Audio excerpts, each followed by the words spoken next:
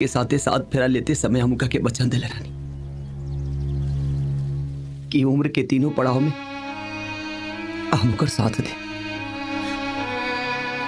और वह जीत के वजह से हम अपन वचन नहीं तोड़ सकत। अगर तुहरी है फैसला बा तो हमरो अंतिम फैसला सुन ले। या तो तू हमरा ये वंश के चलावे वाला पोता देवे कि आज से ये घर के दरवाजा हमेशा खातिर तानी खातिर बंद। हरा जरा भी से